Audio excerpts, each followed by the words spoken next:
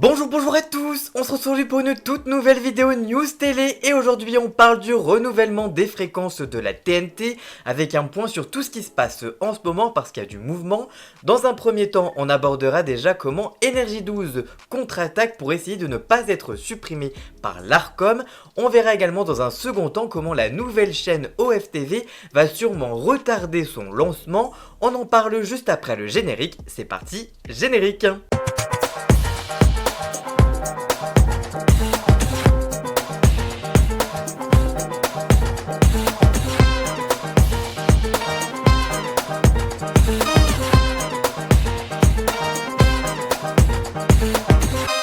Après des mois de délibération, l'Arcom a annoncé ne pas renouveler la fréquence de la TNT de la chaîne Énergie 12, tout comme celle de C8. Les deux chaînes sont contraintes d'arrêter leur diffusion en février 2025. On fait donc un point sur de nouveaux rebondissements dans cette affaire de renouvellement des fréquences de la TNT. Énergie 12 contre-attaque pour éviter la suppression. Dans un entretien accordé au Figaro ce jeudi 10 octobre, Jean-Paul Baudecroux, PDG et fondateur du groupe Énergie, s'est exprimé pour la première fois sur cette décision qui a frappé comme un coup de massue son groupe. Je cite: « J'ai été stupéfait, très choqué et peiné pour les équipes, en particulier celles de la chaîne et du pôle télévision du groupe. Nous ne pouvions pas nous y attendre, cette décision est aussi grave et incompréhensible qu'injuste.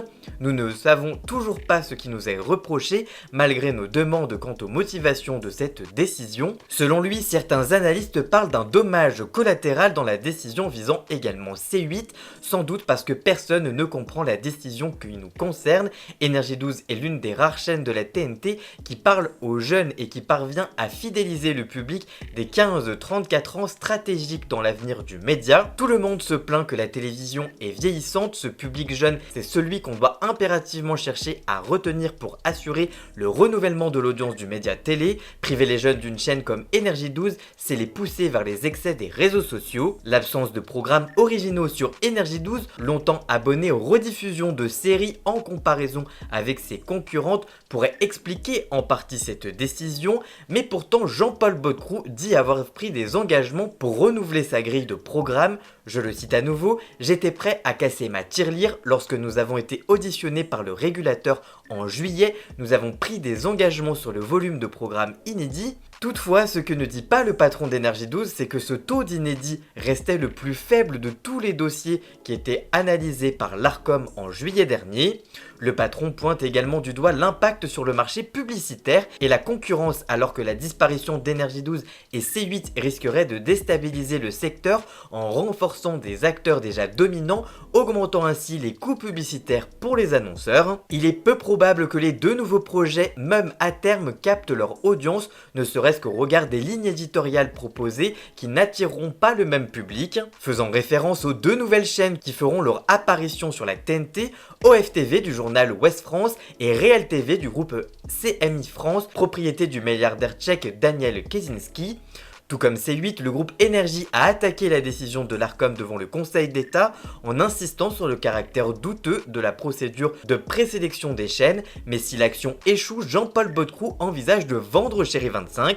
Sans Énergie 12 en TNT, Chérie 25 serait confronté seul à de graves difficultés. La disparition d'Énergie 12 de la TNT déstabilisera l'ensemble de notre pôle TV et sa viabilité économique, alerte le PDG. Quant à un avenir pour Énergie 12 hors de la TNT, l'industriel est catégorique, il n'y a pas de viabilité possible hors de la TNT. Si Énergie 12 disparaît de la TNT, elle sera reléguée très loin dans le plan de service des distributeurs avec un impact majeur sur l'audience et par voie de conséquence sur son chiffre d'affaires, détaille ainsi le directeur du groupe. En plus des répercussions économiques, c'est une centaine d'emplois qui sont en jeu. Derrière Énergie 12, il y a des salariés, il y a des équipes. En cas de retrait de notre fréquence TNT, compte tenu de la disparition des synergies entre Énergie 12 et Chérie 25, nous serions contraints d'envisager la fin du pôle télé du groupe Énergie. La décision de l'Arcom place ainsi le groupe Énergie dans un tournant critique de son histoire. Selon le PDG, les radios Énergie, Chérie FM, Nostalgie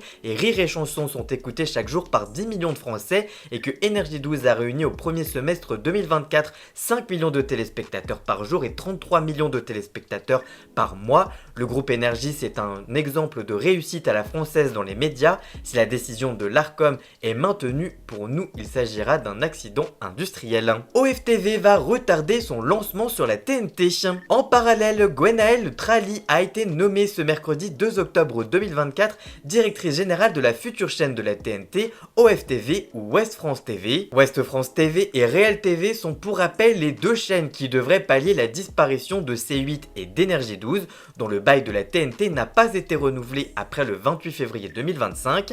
Gwenaëlle Trali a désormais quelques mois devant elle pour construire une grille, recruter une trentaine de professionnels, acheter des programmes de flux et bâtir des studios.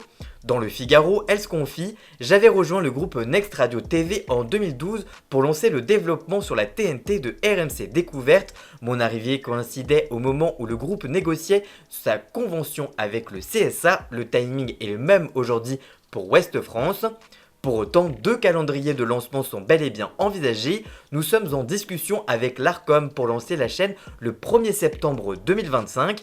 En cas de lancement le 1er mars 2025, date à laquelle le bail d'OFTV débute sur la TNT, nous pourrons au besoin mettre en place une grille de transition, indique la directrice, qui ignore encore sur quel canal, celui de la 8, de la 12 ou un autre, sa chaîne sera diffusée. Ce n'est pas si souvent que l'on crée de nouvelles chaînes de télévision en France, et je sais qu'il s'agit d'une aventure incroyable. Par le passé, elle a également dirigé les chaînes Voyage et National Geographic. Plus récemment, rappelle le Figaro, Gwenaëlle Trali a épaulé le groupe L'Express pour son projet de chaîne TNT L'Express TV, finalement décliné par l'Arcom avant d'approcher Ouest France une fois leur fréquence obtenue.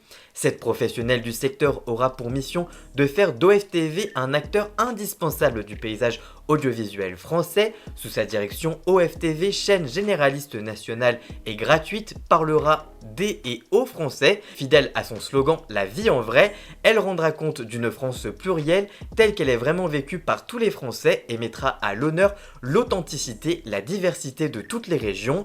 OFTV proposera une programmation accessible, intelligente, positive et variée destinée aux 25-49 ans de la France périphérique. Le 16 juillet 2024, 5 dirigeants du groupe Ouest France avaient en effet défendu face à l'Arcom un dossier comprenant 5 piliers, un talk-show quotidien intitulé Le Talk en vrai, s'attachant à l'humain avec des gens que l'on ne voit pas à la télévision, du divertissement avec l'adaptation de formats numériques, mais aussi de captation de concerts et de spectacles d'humour, de l'information avec un JT quotidien intitulé De la commune au monde, mais aussi de la fiction avec 2 soirées cinéma par semaine et accompagné dans certains cas de soirées débat. Il pourra également y avoir des retransmissions de compétitions de cyclisme.